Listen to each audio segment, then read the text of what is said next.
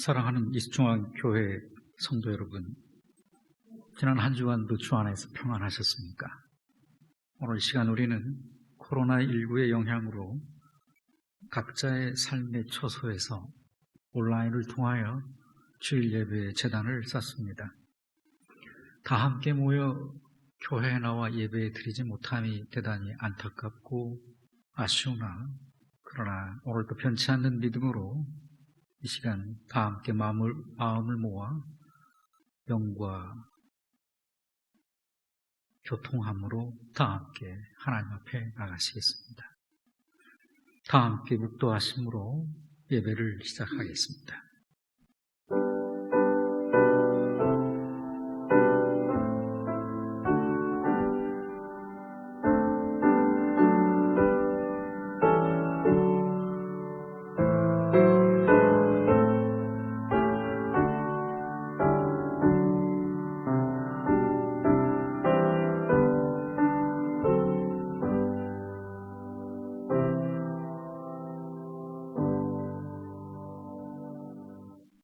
거룩하신 하나님 아버지, 영원하신 구원의 능력과 은총을 찬양합니다. 예수 그리스도의 십자가의 보혈로 저희 죄를 사하시고 이제 하나님을 예배하는 영광스러운 성도 되게 하심을 감사드립니다. 이 시간 각자의 삶의 처소에서 예배의 제단을 쌓고 영과 진리로 하나님 앞에 나아가오니 성령이시여 각각의 예배의 처소에 임재하사 우리 모두를 산소망 가운데 세워 주옵소서. 예수님의 이름으로 기원하옵나이다. 아멘.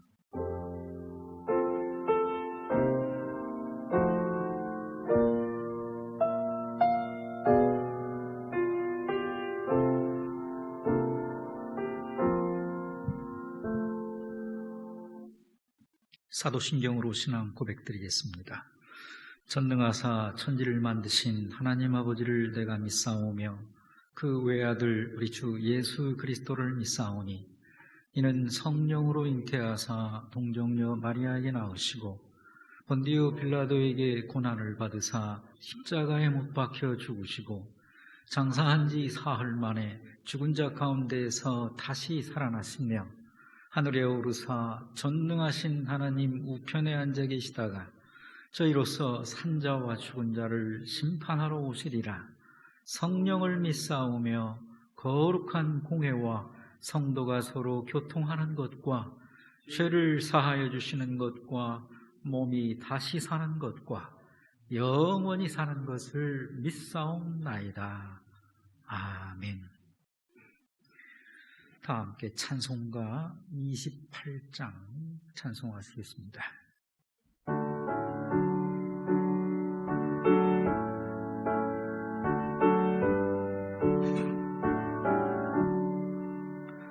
복의 근원 강림하사 찬송하게 하소서.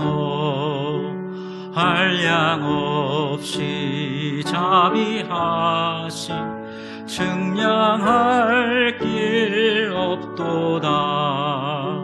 천사들의 찬송가를 내게 가르치소서.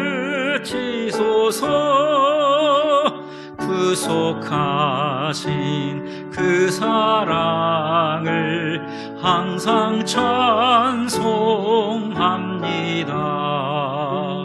주의 크신 도움 받아 이때까지 왔으니 이와 같이 전국에도 이르기를 바라네. 하나님의 품을 떠나 죄에 빠진 우리를 예수 구원하시려고 보혈 흘려 주셨네.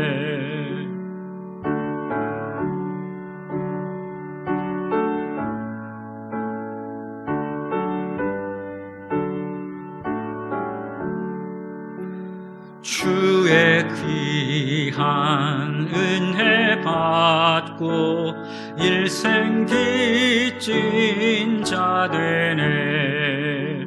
주의 은혜 사슬 되사 나를 주께 매소서.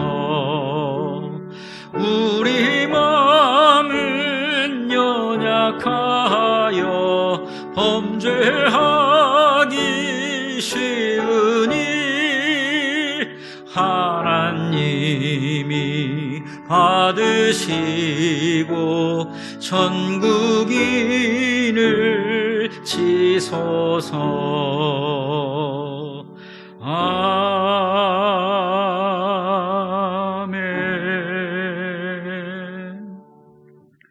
김영수 장로님 대표로 기도 인도해 주시겠습니다.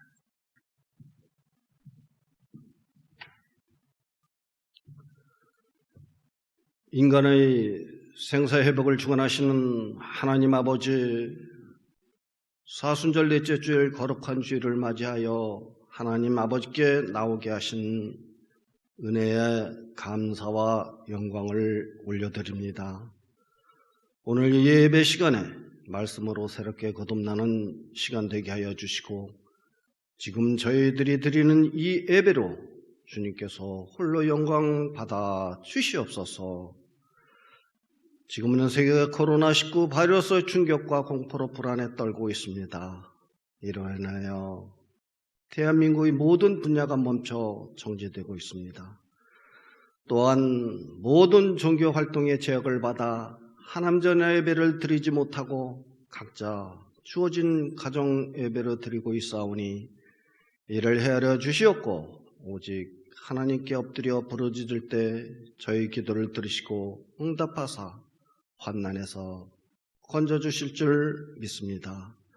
우리 믿음의 형제들이 주님 앞에 더욱더 엎드려 기도드리며 질병과 싸우며 고통 중에 있는 모든 이의 마음을 헤아려 주시고, 하루빨리 코로나19 바이러스가 종식되어 일상생활에 전념하여 사회 경제적 어려움이 조속히 해결되게 하시고, 어린이와 노약자 등의 사회 취약계층과 소상인들의 삶을 안전하게 지켜주시옵소서. 정부와 방역당국의 이번 바이러스를 퇴치를 위한 최선을 다하고 있지만 아직도 우리에게는 부족한 것이 한둘이 아닌 것 같습니다. 치료를 위해 노력하고 있는 의료진과 봉사자들, 마스크를 구하게 약국 앞에 줄 서 있는 행렬들, 이들의 수고와 손길들을 온 국민의 힘을 모아 이번 바이러스를 이겨내고 차단하여 더는 확산되지 않게 하여 주시옵소서. 저희는 아무런 힘도 없습니다. 오직 안타까운 마음으로 하나님만 믿고 오직 주님만 붙잡고 기도드릴 뿐입니다. 우리 이수장교 성도들 어느 처소에 있든지 한 사람 한 사람 모두 살펴 지켜주시고 강건케 해주시어 주인 주 안에서 하나 되어 서로 이해하고 나누고 서로 사랑하는 지체로서 열매 맺게 하옵소서. 사랑이 많으신 하나님, 주님께서 세우신 우리 교회가 하나님을 더욱 뜨겁게 사랑하기를 소원합니다.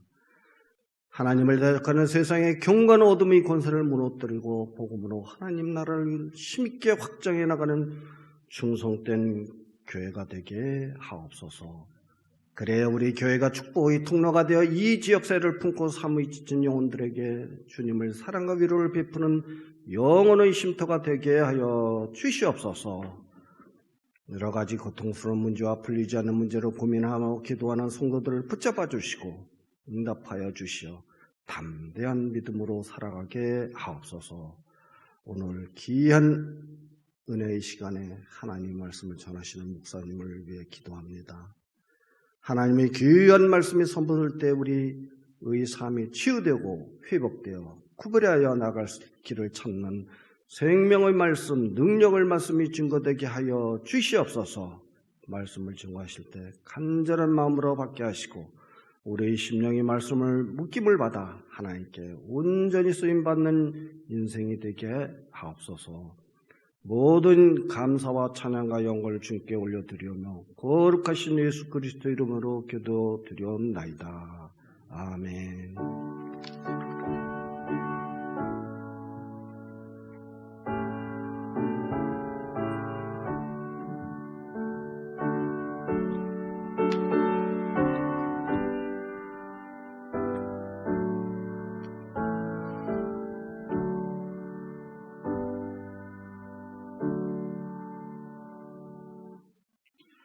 오늘 주신 하나님의 말씀은 창세기 14장 13절로 16절까지입니다. 창세기 14장 13절로 16절입니다. 제가 봉독해 올리겠습니다.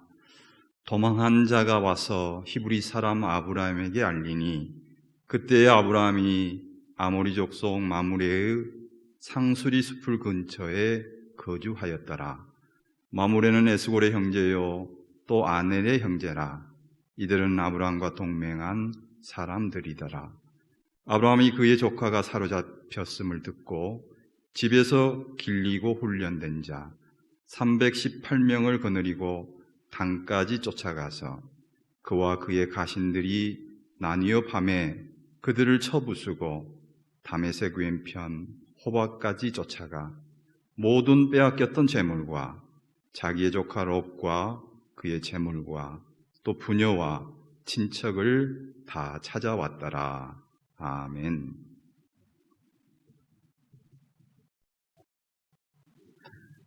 우리가 인생을 살아가다 보면 간혹 사람의 생각으로는 도저히 이해하기 힘든 그런 어떤 불가능한 일들이 우리의 삶의 현실에 일어나게 되는 것을 간혹 보게 되는 경우가 있습니다. 상식적으로는 도무지 설명할 수 없는 그런 어떤 초자연적인 그런 일들이 실제로 일어나는 경우를 볼 때가 있습니다. 우리는 이러한 현상을 가리켜서 일반적으로 미러클, 기적이라고 말합니다. 기적이라는 단어를 사전에서 찾아보니까 이렇게 정의하고 있습니다. 기이할 기차의 발자취 적자인데 이렇게 정의합니다. 상식을 벗어난 기이하고 놀라운 일이라고 정의하고 있습니다. 그러니까 사전적 정의에 의하면 기적은 불가능한 그런 일이 현실에서 일어날 때 일컫는 그런 용어라는 것을 알 수 있겠습니다. 그런데 오늘 우리 신앙인들은 이러한 기적을 일반적인 기준으로서가 아니라 신앙적인 기준으로 다시 재정의할 수 있어야 합니다. 그리스도인은 신앙적 기준에서 기적이 무엇인지를 재정의하여 알아야 합니다. 그러면 신앙적 기준의 기적의 정의는 무엇일까? 그것은 하나님께서 행하시는 모든 일입니다. 하나님께서 행하시는 일 모두가 다 기적입니다. 그래 오늘 우리가 기적에 대하여 잘못된 생각을 버려야 합니다. 일반적으로 사람들은 기적에 대해서 이런 잘못된 고정관념을 가지고 있습니다. 기적이 어떤 내 노력과는 전혀 무관하게 일어나는 어떤 신적인 혹은 초월적인 현상으로 생각한다는 것입니다. 그러나 이것은 잘못된 오해입니다. 기적은 절대로 저절로 일어나지 않습니다. 기적이 일어나는 데는 분명한 원칙이 있습니다. 그것은 기적은 반드시 그 기적을 추구하는 사람에게서 일어난다는 원칙을 가지고 있습니다. 병고침을 추구하는 사람에게 치유의 기적은 나타납니다. 일의 성취를 추구하는 사람에게 일의 완성의 기적은 일어납니다. 불임을 극복하고자 노력하는 사람에게 생명 잉태의 기적은 그에게서 나타나는 것입니다. 다시 말해 기적은 그냥 저절로 초자연적으로 일어나는 그런 것이 아니라 무언가를 위하여 지금 내 삶의 자리에서 내가 하고 있는 그것에 기적 같은 일이 일어나기를 원하여 정말 최선을 다해 노력을 기울이는 그 사람에게 현실이 되어서 나타나지게 된다는 것입니다. 기적은 뜻을 두고 다방면에 최선의 노력을 기울이는 그 사람에게 나타나지는 것이라는 사실입니다. 자, 이렇게 볼 때 기적은 뜻밖의 일이 아니라 경우의 수가 아니라 기적은 자세입니다. 어떤 일에 임하는 그 사람의 자세입니다. 그래 사람이 어떤 자세로 그 원하는 바에 임하느냐에 따라서 그 결과가 기적일 수도 있고 기적이 아닐 수도 있는 것입니다. 여러분, 만일 오늘 우리가 이제 기적이라는 것의 그 정의를, 그 의미를 이렇게 재정의하여 신앙적으로 내릴 수 있다면 이는 오늘 우리에게 있어서 참으로 놀라운 기회가 되어집니다. 왜냐하면 오늘 나도 얼마든지 내 삶의 자리에서 기적의 주인공이 되어질 수 있다는 말이 되기 때문입니다. 오늘 본문에 바로 그런 기적 이야기가 나오고 있어요. 마치 어린 소년 다윗이 거대한 훈련된 장수 골리앗을 이기는 것처럼, 그러니까 말도 안 될 지극히 적은 318명의 일개의 부대가 4개의 나라 강대국의 연합군과의 전쟁에서 이기는 그런 기적 같은 일이 오늘 본문에 기록되어 있습니다. 오늘 본문의 내용을 잘 이해하기 위해서는 먼저 본문 앞에 나오는 내용을 살펴보아야 합니다. 14장은, 본문이 들어있는 14장은 성경 최초의 전쟁이 기록되어 있는 장입니다. 1절 말씀, 14장 1절을 함께 보시겠습니다. 당시에 시날 왕 아무라벨과 엘라살 왕 아리옥과 엘람 왕 그돌라오멜과 고임 왕 디다리, 이 말씀을 보면 그 당시 그 중근동 지역 지방에 있었던 4대 강국과 그 4나라를 다스리고 있던 왕의 이름들이 나오고 있죠. 시날 왕 아무라벨, 엘라살 왕 아리옥, 엘람 왕 그돌라메올, 고임 왕 다달. 자, 이 4개 강대국의 실질적인 리더는 엘람 왕 그돌라오멜이었습니다. 엘람 왕 그돌라오멜은 마치 그 칭기스칸처럼, 알렉산더처럼 수많은 점령을 통해 속국들을 많이 거느린 당시 중근동 지역의 패권자 같은 그런 왕이었습니다. 바로 이 중근동 지역 4대 연합군과 이제 2절 말씀에 나오는 메소포타미아, 팔레스타인 5개국 연합군과의 전쟁을 치르게 되는데 2절 보실까요? 팔레스타인 5개국 연합국 한번 보시겠습니다. 읽습니다. 소돔 왕 베라와 고모라 왕 비르사와 아드마 왕 시납과 스보임 왕 세메벨과 벨라 곧 소아람과 싸우니라. 아멘. 자, 이렇게 강대국 4개국 연합군, 그돌라오멜이 이끄는 4개국 연합군 초강대국 군사와 그 지역의 그 패권 영향하에 놓였던 팔레스타인 5개 소국들 연합군과 전쟁이 시작됩니다. 그러면 그들이 전쟁이 일어나게 된 이유는 무엇이냐? 당시 팔레스타인 지역 5개 나라들은 그때까지만 해도 엘람 왕 그돌라오멜 왕의 속국으로서 매년 1년에 정기적으로 우리나라가 예전에 중국에게 그랬듯이 조공을 바치면서 그렇게 지내온 거예요. 그러기를 무려 12년 동안에 걸쳐 그렇게 지내왔습니다. 그러다가 언제부턴가 이 나라들이 5개 나라가 연합해서 그 그돌라오멜 강대국 조공 바치는 일을 멈추고 배반하기 시작한 것입니다. 그래서 이에 화가 난 그돌라오메를 비롯한 주변 사객 강대국이 연합해서 군사를 일으켜서 이 주변 족속들을 치고 이제 팔레스타인에 쳐들어오게 된 것입니다. 결국 중군동 사객 강국 연합군과 팔레스타인 석북지역 5개 나라 연합군이 사해 근처 시딤 골짜기에서 이제 전쟁을 벌이게 된 것입니다. 물론 당대 패권 국가에 대항해서 5개 소국이지만 연합군을 일으켜 전쟁을 시작할 정도라면 나름대로의 팔레스타인 지역 그 5개 연합군도 많이 그동안 준비를 했을 것입니다.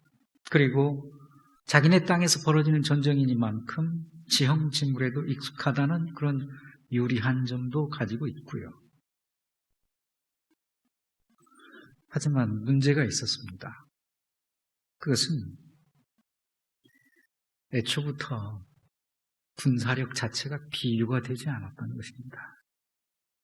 그래 결과 뻔했습니다. 결국 팔레스타인 연합군은 그냥 허무하게 무너지고 그 지역에 속한 소돔과 고모라의 모든 재물도 다 그때 약탈당하고 빼앗깁니다.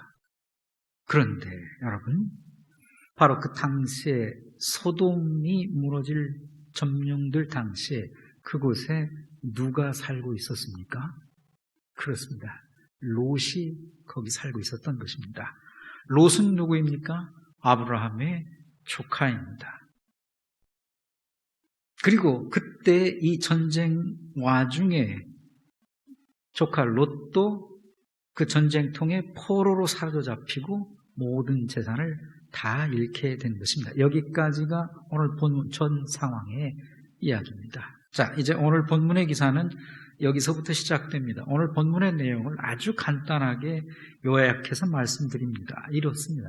이제 이러한 사실을 도망쳐 나온 한 사람에게서 아브라함이 전해 듣게 된 것입니다. 그리고 그 소식을 전해 들은 아브라함은 그 소식을 듣자마자 조카 롯을 구하기 위하여 주저함 없이 전쟁에 개입하게 됩니다. 결국 아브라함은 자기 집의 가병, 그러니까 일개 한 거부집, 큰 집의 개인 사병입니다.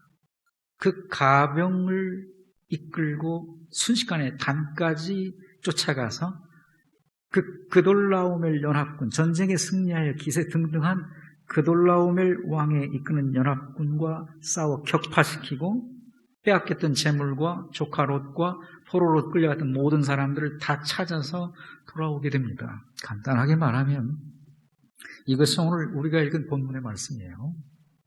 자, 여러분, 그런데 바로 여기서 바로 이 부분에서 우리는 대단히 한 가지 의아한 점을 발견하게 됩니다. 그것은 어떻게 팔레스타인 연합 5개국의 연합군도 물리치지 못한 당시 절대 강자 그돌라오멜의 4개국 연합군을 5개 나라 연합도 못 물리쳤는데 어떻게 일개 아브라함이 자기 개인 병사 318명을 이끌고 가 그들을 물리치고 이길 수 있었느냐 하는 의아함이 남죠. 다시 말씀드리면 이는 기적이 아니고서는 불가능한 일이랍니다. 그러면 이 기적 같은 일이 어떻게 해서 일어났느냐? 이 기적 같은 승리의 비결이 무엇이냐 하는 것입니다. 저는 오늘 본문 말씀을 통하여 바로 그 기적의 비결을 2가지로 함께 나누고자 하는 것입니다. 먼저 본문의 14절 말씀에서 기적의 비결 1가지를 찾고자 합니다. 함께 보실까요? 아브라함이 그의 조카가 사로잡혔음을 듣고 집에서 길리고 훈련된 자 318명을 거느리고 단까지 쫓아가서 아멘. 여기 말씀에 보면 집에서 길리고 훈련된 자 318명입니다. 여기 길리고 훈련된 자라는 표현이 나옵니다. 기적의 주인공, 기적을 일으킨 318명, 그들은 누구이냐? 길리고 훈련된 자. 즉, 기적의 첫 번째 비결을 여기서 찾겠습니다. 훈련입니다. 길림받고 훈련된다. 훈련입니다. 그리고 저는 이 훈련이라는 표현을 이렇게 바꾸어 말할 수 있겠습니다. 노력, 열정, 열심으로 바꾸어 말씀드리겠습니다. 설교 서두에 말씀드린 것처럼 기적은 절대로 저절로 일어나는 것이 아닙니다. 기적의 신앙적 정의가 무엇이라고 말씀드렸습니까?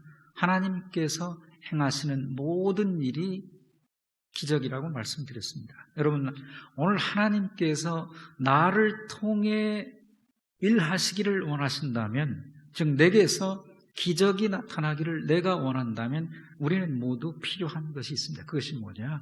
훈련입니다. 집에서 길리고 훈련된 자, 즉 내가 어떤 일에 대하여 단지 그 일 자체에서가 아니라 하나님 앞에서의 내 안에 있는 열정입니다. 내 일에 대하여 하나님 앞에서의 내 안의 노력과 열심입니다. 이것이 훈련입니다.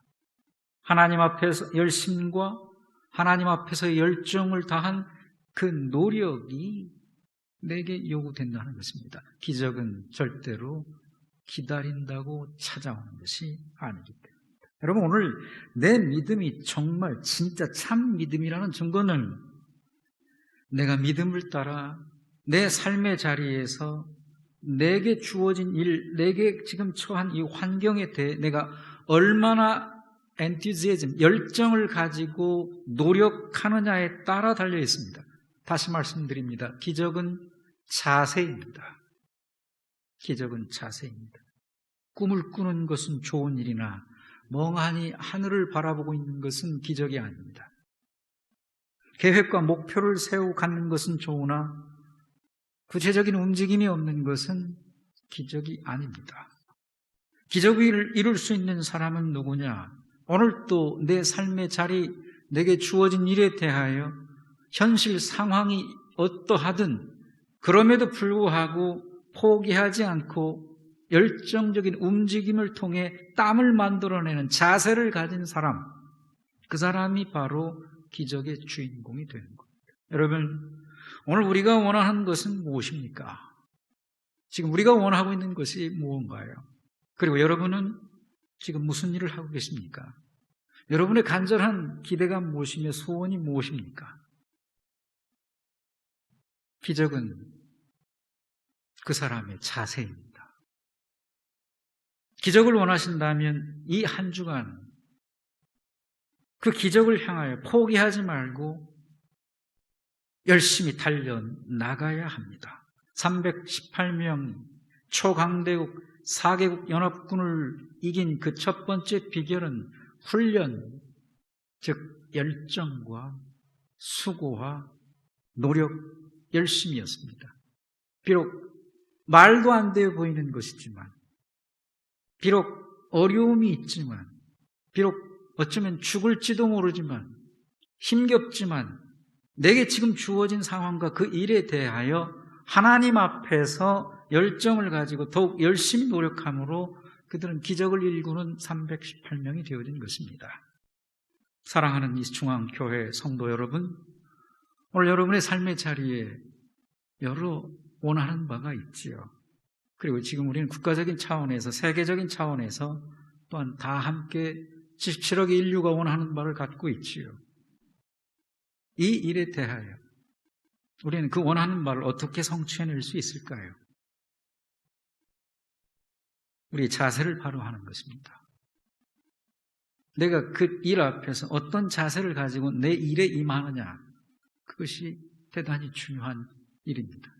이 한 주간 주변 상황은 요동치고 혼란스럽지만 여러분에게 주어진 그 일에 대하여 최선을 다하고 낙심하지 말고 포기하지 말고 주저앉지 말고 어렵지만 성실과 열심으로 노력해 나가시기를 바랍니다.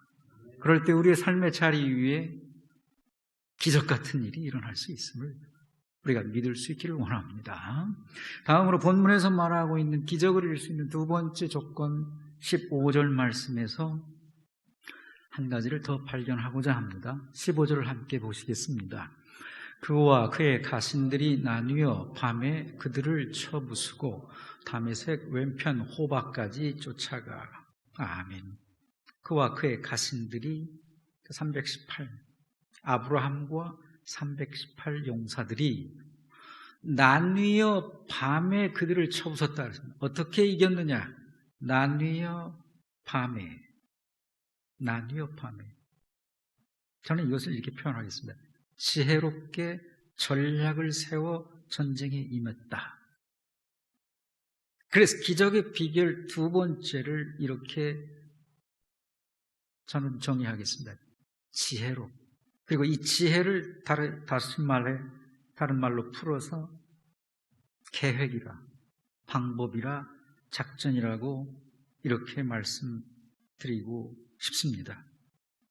아브라함은 그돌라오멜이 이제 5개 팔레스타인 연합군과 전쟁에서 승리한 직후이기 때문에 분명히 그돌라오멜 그들이 방심해 있을 것이라고 생각했습니다. 그래서 빠른 기동성을 가진 길리고 훈련된 가병 318명을 추려서 데리고 순식간에 상당히 먼 거리인 단까지 쫓아 올라가서 따라붙었습니다. 그렇게 신속히 따라붙은 후에 가까이 가서 적의 동패를 살펴보니까 예상했던 대로 그 적들은 이제 더 이상 자기들의 적수가 없다고 생각하고 아무런 경계도 취하지 않고 승리에 취해 술에 취해 골아 떨어져 있었습니다. 바로 그때 아브라함은 가신들을 나누었습니다. 포위 작전입니다. 빙 둘러싸게 나누어 둘러싸고 그리고 어두워질 때까지 기다립니다. 그래서 어두워졌을 때에 밤에 사방에서 급습하여 그 많은 그돌라오멜의 연합군을 일순간 급습하였던 것입니다. 그러니까 그 막강한 그돌라오멜 4개국 연합군이 그 와중에 힘 한 번 제대로 쓰지 못하고 318 용사에 다 당해버리고 만 거예요. 여러분 무엇입니까? 아브라함의 318 용사의 기적 그 승리의 비결 무엇입니까? 나뉘어 밤에 그들을 쳐부수고 나뉘어 밤에 저는 이것을 지혜라고 바꾸겠고 그리고 이 지혜를 다시 표현드려 계획이라 방법이라 작전이라고 말할 수도 있다고 생각합니다. 기적은 저절로 하늘에서 뚝 하고 떨어지는 것이 아닙니다. 그런 것은 요행수지 기적이 아닙니다. 하나님이 주신 지혜를 하나님이 내게 주신 지혜를 구체적으로 내 삶의 자리에서 최선을 다해 활용하는 것이 기적의 비결입니다. 그 활용이 지혜요. 그 지혜가 나타나지는 것들이 계획일 수 있고 방법일 수 있고 작전일 수 있는 것입니다. 아무리 큰 힘을 가지고 있어도 그돌라오멜의 4개국 연합군처럼 방심하면 작은 힘에도 무너집니다. 하지만 아무리 작은 힘을 가지고 있다 해도 하나님의 지혜를 앞세워 계획하고 모색하고 방법을 찾고 새로운 전개들을 펼쳐나가면 반드시 기적 같은 일을 나도 이룰 수 있습니다. 그러므로 오늘 내게에서 참 기적을 이룰 수 있는 그 기적의 주인공은 누가 되느냐? 바로 참 지혜자이신 하나님을 바라보고 그 하나님을 의지하는 사람입니다. 욥기서 12장 13절에 지혜와 권능이 하나님께 있고 모략과 명철도 그에게 속하였나니 지혜는 기적을 일으키는 비결이라고 하면 그 비결, 지혜를 구체화시키는 것이 모략과 명철이라고 생각합니다. 이 모든 것이 하나님께 있다고 말합니다. 다니엘서 2장 20절에 영원 무궁히 하나님의 이름을 찬송할 것은 지혜와 권능이 그분에게 있기 때문이라. 그래서 기적을 이루는 사람은 누구인가? 삶의 자리에서 참 지혜자이신 하나님을 바라보고 그 하나님과 함께 동행하며 하나님을 의지하는 그 사람, 하나님의 지혜를 구하여 구체적인 목적과 계획을, 방법을 가지고 살아가는 그 사람이 바로 기적을 이루는 주인공이 될 수 있다고 오늘 본문을 통해 우리는 교훈을 얻을 수 있겠습니다. 여러분, 지금 우리는 코로나19로 인하여 여러 분야에서 많은 어려움을 겪고 있지요. 그리고 앞으로도 당분간 지속되어질 것으로 보이면 뻔해 보입니다. 다만 그 기간이 얼마일지가 궁금할 뿐입니다. 그렇다면 이제 이 시점에서 우리는 지혜를 가지고 다시 한번 새로운 방향을 조심스레 모색해 나가야 합니다. 지난 17일 화요일인가요?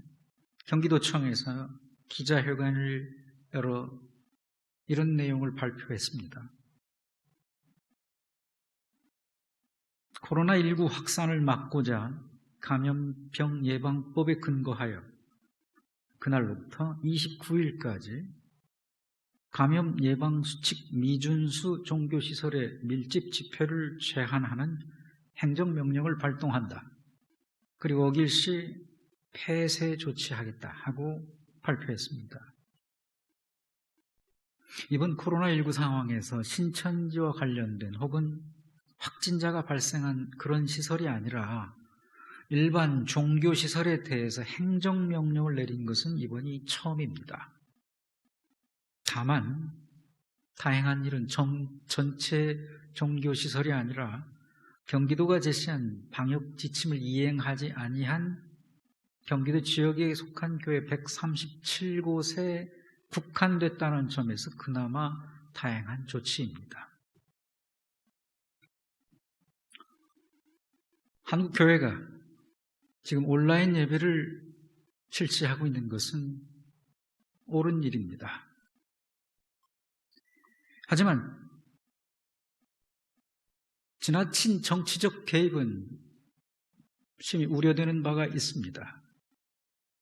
교회에 다니지 않는 사람들은 신천지 교회나 일반 교회나 다 같은 교회입니다. 이번 일을 겪으며 교회를 바라보는 교회에 대한 이 사회의 인식이 너무나 쉽게 바뀔까 우려가 됩니다. 문제가 생기면 얼마든지 정부가 교회에 관여할 수 있다는 여지가 남지 않을까 목사의 입장에선 심히 우려되는 바가 있습니다. 온라인 예배에 관한 우려도 적지 않습니다. 이것이 옳다고 판단하기 때문에 온라인 예배를 드리고 있긴 하지만 이에 대한 우려도 한두 가지가 아닙니다. 미국식으로 표현하면 일렉트릭 처치라고 표현하는데 예전에 미국에서도 온라인을 통해 어떤 때에 예배를 드린 적이 있었습니다. 이미 일렉트릭. 그런데 온라인 예배를 마친 후 다시 본 예배를 회복했을 때 여러분 어땠을 것 같아요? 기존에 예배 드린 그 신자들이 회복이 되지 않은 거예요. 앞으로 한국교회 온라인 예배 멈추면 어떤 현상이 나타날지 심히 저는 우려가 되는 부분이 있어요. 우리 교인들이야 그러지 않을 거라고 생각하지만 이미 그들은 기본 신자들이 회복되지 않는 문제를 경험했어요. 저는 우리 교회의 입장이 그 어느 교회보다 더더욱 지금 이 부분에 대단히 우려스러운 부분을 갖고 있는 교회라고 생각합니다. 왜냐하면 우리 교회는 성전 건축 후 입당한 시점이었습니다. 성전을 건축한다는 건 낡은 교회를 없애고 새로운 건물에 짓고 들어와 이제는 편리하게 새로운 시설 안에서 예배한다는 것을 의미하지 않습니다. 새 성전을 건축하여 예배 입당했다는 것은 이제는 새로운 출발의 동력을 얻어서 성장의 기점에 함께 가고자 하는 새로운 교회 제2의 성장을 향한, 부흥을 향한 동력이 되는데 온라인 예배를 통하여 각 가정에 흩어져 드린 예배를 통해 이 동력을 상실하게 되지 않을까 심히 우려가 됩니다. 그렇다면 성전 건축에 있어서 가장 중요한 부분을 잃게 되는 것입니다. 그리고 대한민국에 속한 교회 70%가 100명 미만의 교회들입니다. 그 사실을 아십니까? 100교회 중에 70교회는 100명이 모이지 않는 교회. 이는 뭘 말하느냐? 교회 재정적인 어려움을 말합니다. 어느 교회가 이 기간이 얼마나 장기화되느냐에 따라서 임대료를 내지 못하는 경우도 교회도 맞이할 수 있는 것입니다. 저는 이제 지혜를 구하며 방향을 새롭게 해야 할 시점에 이르렀다고 생각합니다.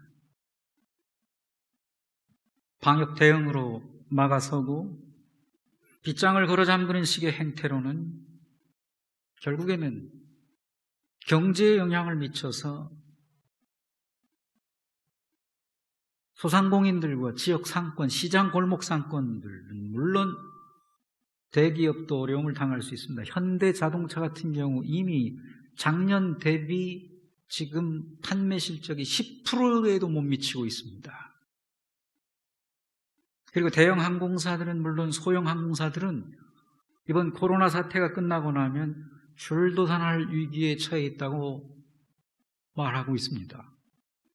우리나라 인천공항의 현재 주기장, 그러니까 비행기들을 대놓는 주기장이 꽉 차서 활주로를 주기장으로 써야 할 상황이 되었고 해외로 나가기에 몰려들던 사람들이 차를 파킹해둔 주차장은 텅 비어있는 상황. 이는 세계적인 추세에 있습니다. 한국 방문자의 입국을 제한하는 국가가 150곳까지 늘었습니다. 유엔 회원국이 193개국이니까 70%가 넘는 나라들이 한국에 빗장을 걸어 잠갔습니다. WHO의 팬데믹 선언 이후 일부 코로나19 발병국을 특정하는 게 아니라 국경을 폐쇄하거나 외국인 입국을 전면 금지한 국가들이 순식간에 대폭 늘어나고 있습니다.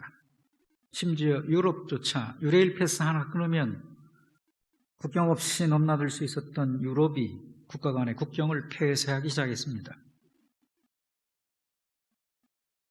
여기서 바로 이 시점에서 우리는 깊이 생각해야 할 대단히 중요한 것이 있습니다. 세계의 모든 나라들이 서로 빗장을 걸어 잠그고 국경을 봉쇄하기 시작하면 두말할 것 없이 세계 경기는 위축될 것이며 결국 코로나19보다 더 큰 문제를 초래하게 될지도 모릅니다. 인간은 악하기 때문입니다. 미국의 경우 지금 총포상들이 호황을 누리며 사람들이 총포상에 줄을 서고 있습니다. 갑자기 총기를 구입하는 사람들로 무기료 가격이, 총 가격이, 총탄 가격이 급등하고 있습니다. 대체 무엇 때문에 이러는 것입니까? 자기 것 약탈에 대비해서 자기를 지키겠다는 것입니다. 그래서 문을 걸어 잠굽니다. 그러면서 무장하기 시작합니다. 이런 식으로 가면 언제 끝날지 모르는 코로나19의 상황에 대해 이런 식으로 가면 어떤 위험이 더 크게 닥칠지 모릅니다. 이제는 지혜를 구하고 방역과 더불어 새로운 방향의 모색이 필요한 시점입니다. 기적이 필요합니다. 독일 메르켈 총리는 전 세계 인구의 70%가량이 그리고 하버드대 모 교수는 전 세계 인구의 80% 이상이 이 병에 감염될 가능성이 있다고 예측했습니다. 앞으로 코로나가 독감이나 감기 같은 것이 되어질 수 있다는 말이죠. 독감도 바이러스에 의한 전염병이니까요. 독감 예방주사를 발견하기 전에는 독감으로 많이 죽어갔습니다. 국가 간의 전염 전파에 대비하여 방역과 일정의 조치를 취하는 것은 옳은 일입니다. 그러나 큰 틀의 움직임에서는 이제 세계적인 안목을 가지고 새로운 변화가 필요한 시점이 되었지 않나를 우리나라는 먼저 생각할 수 있어야 합니다. 일본의 국민장 작가 마스모토 세이초의 책 가운데 10만 분의 1의 우연이라는 그런 제목의 책이 있습니다. 그러니까 이 제목이 말하고 있는 것은 거의 불가능한 얘기라는 것입니다. 불가능에 가깝다는 그런 뜻으로 붙인 제목인데 우리나라 최대 생활권인 서울, 경기, 인천 지역에 현재 2,600만 명이 살고 있는데요. 2,600만 명 중에 현재 지금까지 코로나19 확진 판정받은 사람은 그저 500명 남짓입니다. 그러니 수도권에서 일상생활을 하며 감염자 만날 확률은 0.002%, 즉 5만 분의 1입니다. 불가능한 우연의 겨우 2배의 수입니다. 우리나라에서 코로나19로 사망한 사람이 아직 100명 미만이니까요. 우리나라 인구 5,180만에 비하면 0.0002%도 되지 않습니다. 50만 분의 1도 안 돼요. 50만 분의 1은 새 쌍둥이를 연거푸 3번 날 수 있는 확률이에요. 그런데 지난해 2019년 교통사고 사망자는 모두 3,349명이었습니다. 길을 걷다가 보행 중에 1,302명이 사망했고 자동차를 타고 가다가 1,150명이 사망했습니다. 그러니까 계속해서 이런 식만의 대응이라면 이쯤 되면 이제 교통사고 무서워서 죽을까 봐 운전 포기하고 아예 길바닥에 나가지 말아야 합니다. 어서 빨리 필요 이상의 불안과 혐오의 간격을 걷어내지 않으면 계속해서 이런 식이라면 저소득층과 소상공인들은 조만간 바이러스 때문이 아니라 가난에 굶어 죽습니다. 자연에서 바이러스의 완전한 박멸은 애당초 불가능합니다. 잘 다스리며 공존하는 것입니다. 이화여대 석좌 교수인 최재천 박사는 지난주 자신의 칼럼을 통해 이런 말을 했습니다. 일상은 차라리 기적이다. 지구를 사과에 비유한다면 사과 껍질보다 얇은 대기층에 77억 명이 바글거리며 산다. 기적 같은 일이다. 내 몸을 이루는 세포 30조 개 중 어느 하나도 아직 제멋대로 분화해 암세포로 돌변하지 않은 것이 또한 기적이다. 매일 아침 눈을 뜨고 일어나 맛있는 식사를 하고 제가끔 주어진 일을 하며 살아가는 그 일상이 다름 아닌 기적이다 하는 칼럼을 저는 이 칼럼에 읽고 대단히 공감했습니다. 그렇습니다. 기적이 무엇입니까? 우리의 삶의 일상이 기적입니다. 삶의 일상이 다름 아닌 기적입니다. 언제까지 학생들을 집에 잡아둘 수 있을 거라고 생각합니까? 교육부가 오는 4월 6일까지 개학을 한 차례 더 연기하기로 하면서 학사 일정에 차질이 생길 것은 불가피해졌습니다. 수업 일수 채우기 위해서 앞으로 우리 아이들은 여름방학 없이 우리 어린아이들이 하루에 8교시까지 학교에서 공부하게 될지도 모릅니다. 교회가 언제까지 교회에서의 모임을 멈출 수는 없습니다. 일정 거리두기 예배를 드리며 공동 식사는 제공하지 못하고 밀집해 있는 성가대에 비말 날릴 수 있는 그런 환경은 정지하고 성가대 찬양은 못해도 이제는 서서히 예배 회복적으로 방향을 선회해야 할 시점에 이른 것입니다. 지금 한국의 코로나 방역의 세계적인 모범 사례로 일컬어지고 있습니다. 여러 나라들이 방역 시스템을 답습하기 위해 찾아오고 있고 한국질병관리본부에는 세계 각국에서 전화가 빗발치고 있습니다. 그런 나라인 만큼 이제 다시 새로운 방향성을 제시할 수 있는 단계에 와 있습니다. 선제적인 변화, 선제적인 대응한 새로운 모델이 한국이 되어야 합니다. 이제 우리도 우리 방역 시스템을 믿고 조심스레 일상이 다름 아닌 기적이라 이 기적 같은 일상으로 돌아와야 합니다. 죽음을 지켜보지 말고 조심스레 삶의 길로 나아가야 합니다. 신앙은 절망과 어두움을 바라보는 인생살이가 아닙니다. 신앙은 예수 그리스도 안에 있는 무한한 능력과 소망을 바라보는 삶이 신앙입니다. 여러분의 눈의 초점을 이수중앙교회 교우 여러분, 하나님께로 돌리십시오. 세상의 코로나를 바라보며 자신을 가둬두지 마시고 이제 소망의 하나님을 바라보십시오. 여러분의 인생의 핸들을 붙들고 계신 예수 그리스도를 바라보십시오. 간혹 우리가 나 자신 보기엔 너무나 작아 보일 때가 있죠. 그러나 그런 나라도 주님의 손에 붙잡힐 때 나는 결코 약하거나 나는 결코 부족한 것이 아닙니다. 소년 다윗이 하나님의 장중에 붙들릴 때 거대한 골리앗을 무너뜨릴 수 있었습니다. 기드온의 군사 300이 숫자는 300이 지나지 않지만 하나님의 장중에 붙들릴 때 수십만의 미디안 군사들을 물리칠 수 있었습니다. 삼손의 손에 들려져 있던 것 나비 조각뼈에 불과하나 하나님의 능력이 삼손과 함께 하실 때 훈련된 블레셋 병사 1000명을 물리칠 수 있었습니다. 모세의 손에 들린 것은 보잘것없는 그의 지팡이 하나였으나 그것이 하나님의 장중에 붙들릴 때 홍해를 가르고 반석을 깨뜨려 생수를 내는 기적의 도구가 되었습니다. 여러분, 지금 내 형편, 우리 주변의 현실 상황은 사람 생각에 너무 열악하고 비관적이고 위태할 수 있습니다. 지금 내가 구상하고 추구하고 노력하는 일이 다른 사람들의 생각으로는 불가능해 보이고 어리석어 보이고 어렵기만 해 보일 수도 있습니다. 지금 제가 여러분들께 말씀드린 지혜, 새로운 방향의 모색에 대한 부분이 누군가 듣기에는 어리석다고 들려질 수도 있습니다.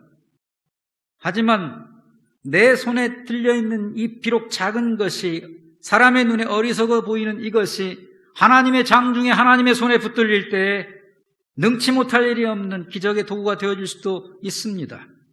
이상적인, 이성적인 데이터, 자료와 과학적이고 합리적인 판단으로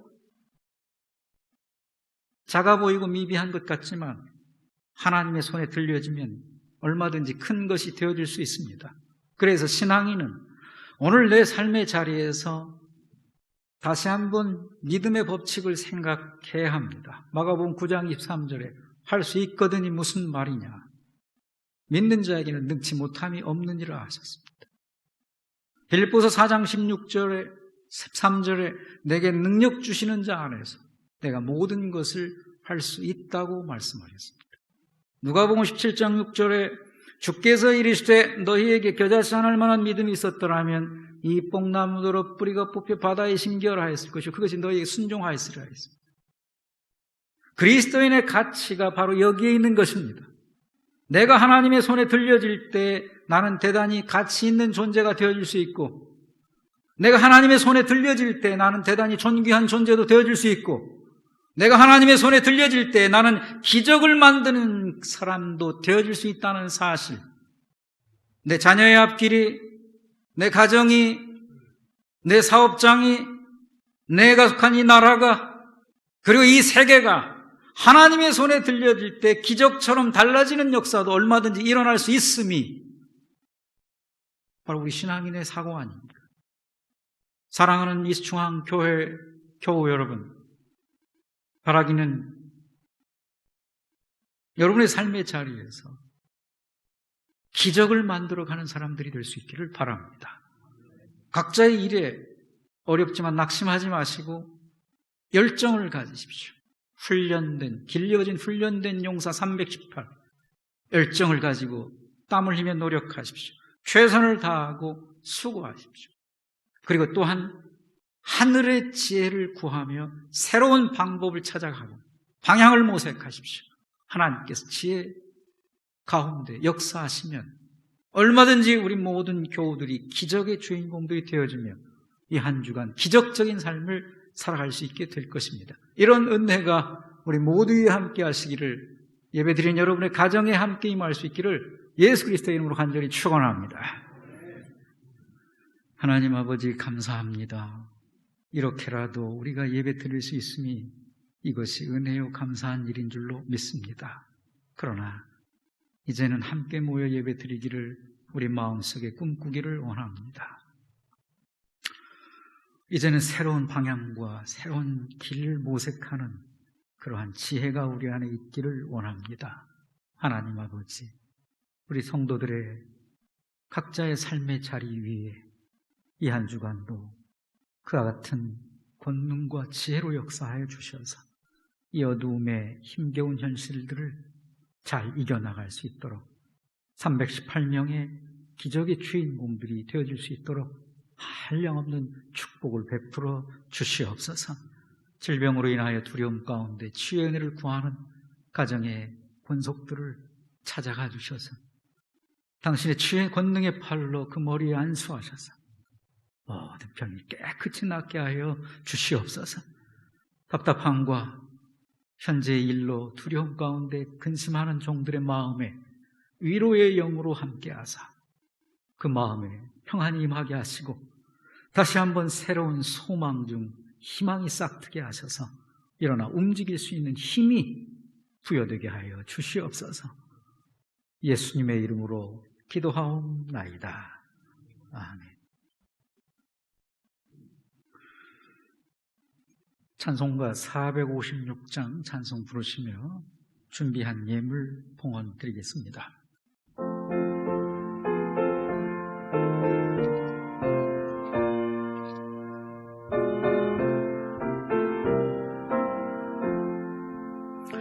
거친 세상에서 실패하거든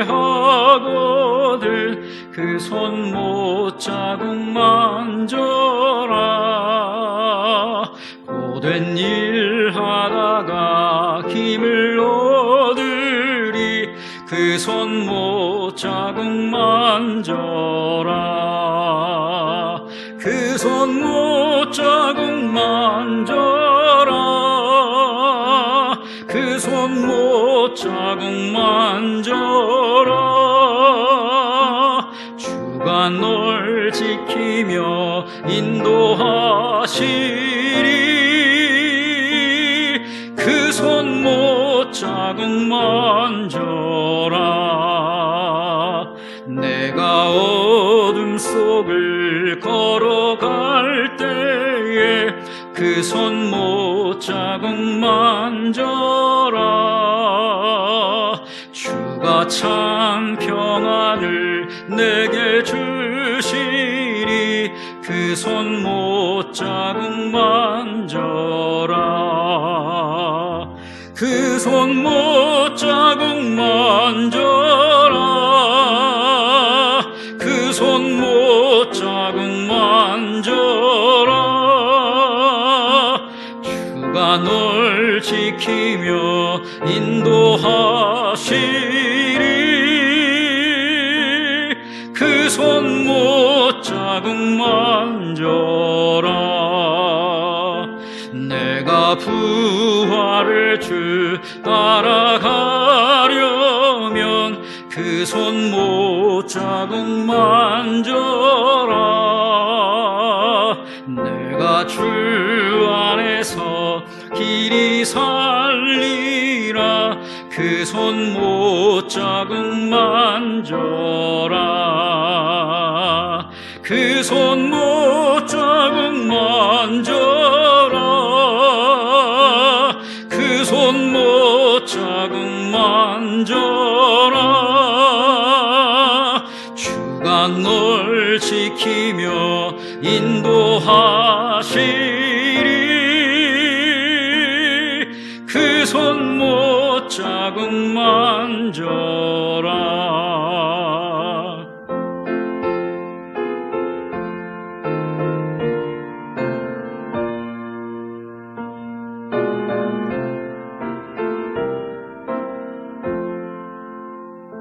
너의 죄악의 짐 무거울 때에 그 손 못 자국 만져라. 마음 문 열고서 주를 모셔라. 그 손 못 자국 만져라. 그 손 못 자국 만져라. 그 손 못 자국 만져라. 주가 널 지키며 인도하시리. 그 손 못 자국 만져라.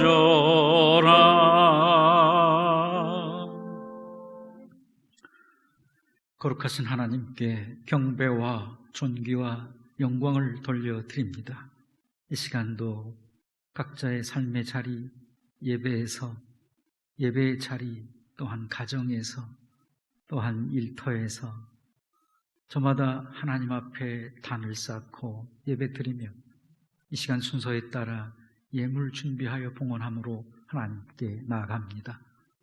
우리 성도들의 힘겨운 삶의 자리 가운데 그러나 정성을 다하여 준비하여 나가는 그 손에 들려진 10의 1조 헌금과 또한 감사 헌금, 성전 건축의 헌금과 영혼 구원을 위한 선교 예물, 죄일 헌금 여러 모습으로 주 앞에 나가오니 우리 성도들의 그 들려진 손길을 하나님 축복하사 그 예물 기뻐 받아주시고 바친 그 손길 위에 바친 것보다 더함으로 체험받는 만복으로 축복하여 주시옵소서. 코로나19로 인하여 경제적인 여파까지 미쳐 물질로도 어려움 당하고 있는 우리 교우들이 있습니다. 일터가 무급휴직이 들어가고 또한 학원을 운영할 수 없어 수입이 없어 임대료는 내야 하는 형편 가운데 있는 우리 교우들도 있으며 앞으로 지금 내가 다니는 일터가 어떻게 될지 막막하여 혼란스러운 가운데 근심하는 형제 자매들도 있습니다. 하나님이시여 어서 속히 이 사태를 종식하여 주시고 기적을 일으켜 주시사 당신의 자녀들의 삶의 자리 위에 일상의 기적이 일어날 수 있도록 은총을 베풀어 주시옵소서. 우리 성도들 이 한 주간도 성령이 함께 동행하사 지켜주시고 무슨 일을 만나든지 붙들어 주시고 인도하사 형통의 축복 가운데 이 한 주간 지나가게 하여 주시옵소서. 노년의 종들에게 영육간의 건강 더하시고 젊은 이들의 가슴 속에 비전이 샘솟아 피어나게 하시고 어린 우리 학생들과 자녀들의 머리가 지혜롭고 저들의 앞길이 하나님의 은총 가운데 인도함 받게 하여 주시옵소서. 예수님의 이름으로 기도하옵나이다. 아멘.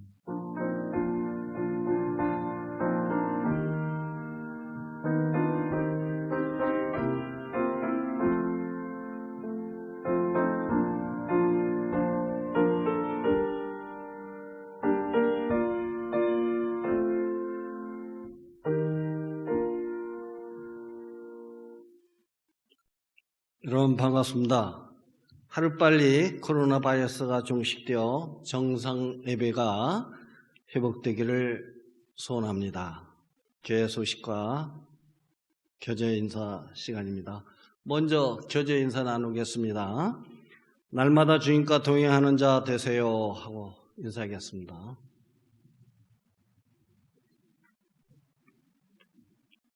교회 소식입니다. 오늘은 사순절 넷째 주일입니다. 사순절을 부활주일인 전 40일 동안 십자가에 못 박혀 죽으신 예수 그리스도의 고난을 묵상하며 지키는 절기입니다. 코로나19 상황에 따른 온라인 예배 소식입니다. 오늘 주일 예배는 교회 홈페이지를 통한 온라인 예배로 드립니다. 홈페이지 사용이 어려운 성도님께서는 TV 기독교 방송 CTS, CBS를 통해 가정예배로 드려주시기 바랍니다. 예배 영상은 교회 홈페이지에 주일 9시에 업로드 됩니다. 다음 주 예배에 대해서는 추후 비상연락망과 문자를 통해 공지해 드리겠습니다. 사순절 주중 릴레이 기도 안내입니다. 사순절 기간 동안 그리스도의 십자가를 묵상하며 교회를 사랑하는 마음으로 주중 최소한 1회 개인 단위로 교회에 나와 기도에 참여하는 시간을 갖습니다.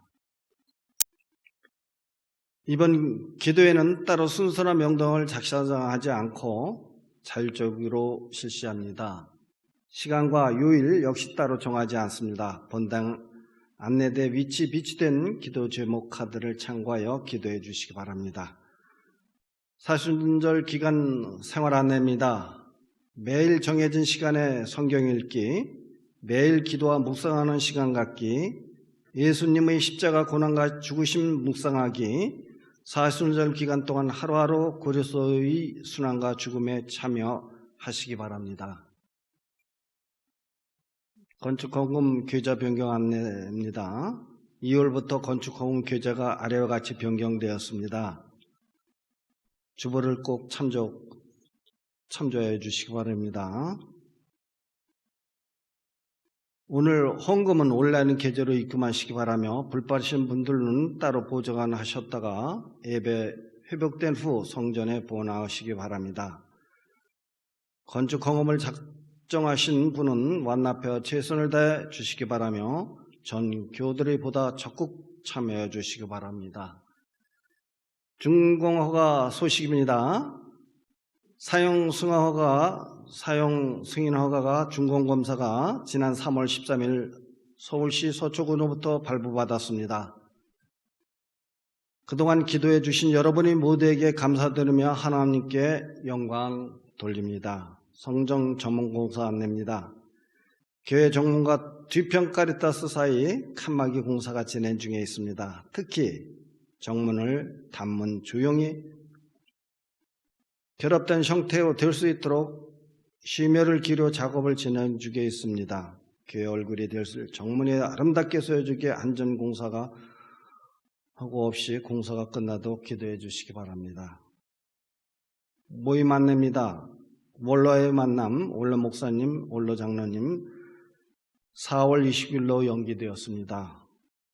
정교육 주택 준비팀도 잠정 연기되었습니다. 코로나19 상황에 따라 교회에서 예배를 드리지 못한 경우 모든 모임은 연기됩니다. 교우 소식입니다. 환호기도입니다. 김남규 집사님, 윤학 원로장로님, 윤장로님 부친 치유입니다. 김진자 권사님, 천석봉 안수사님, 이정옥 비 권사님, 전영숙 권사님, 최재령 권사님 건강 회복을 위해 기도해 주시기 바랍니다. 생일 소식입니다. 백영미 집사님, 윤은철 안수 집사님 생일을 축하합니다. 감사합니다.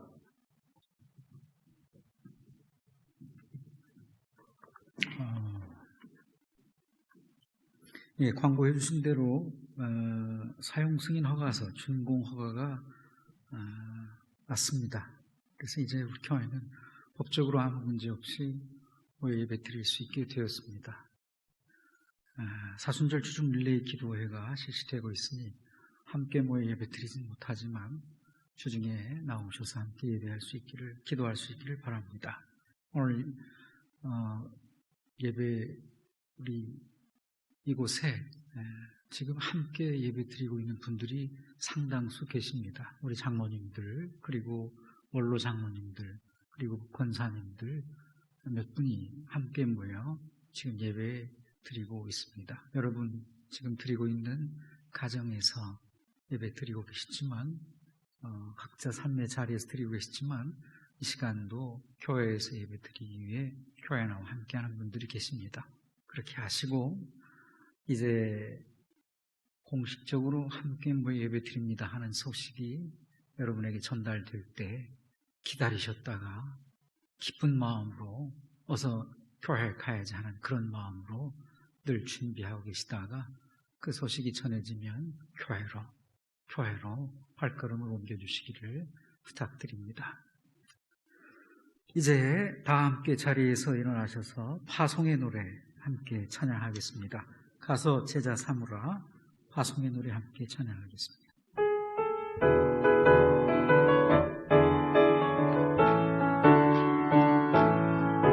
갈릴리 마을 그 숲속에서 주님 그 11 제자 다시 만나시사 마지막 그들에게 부탁하시기를 그들은 가라져 세상으로 가서 제자 삼으라. 세상 많은 사람들을, 세상 모든 영혼이 내게 달렸나니 가서 제자 삼으라. 나의 길을 가르치라. 내가 너희와 항상 함께 하리라. 가서 제자 삼으라. 가서 제자 삼으라. 세상 많은 사람들을, 세상 모든 영혼이 내게 달렸나니 가서 제자 삼으라. 나의 길을 가르치라. 내가 너희와 항상 함께 하리라.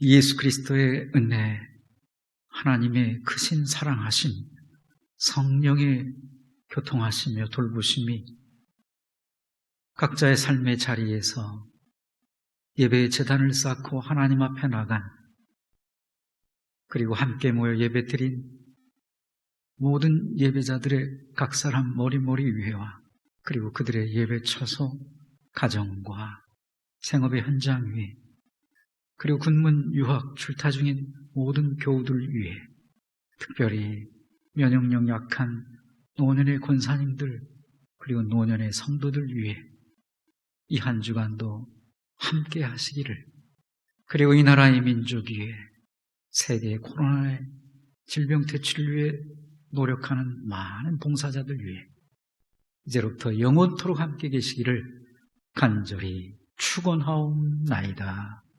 아멘.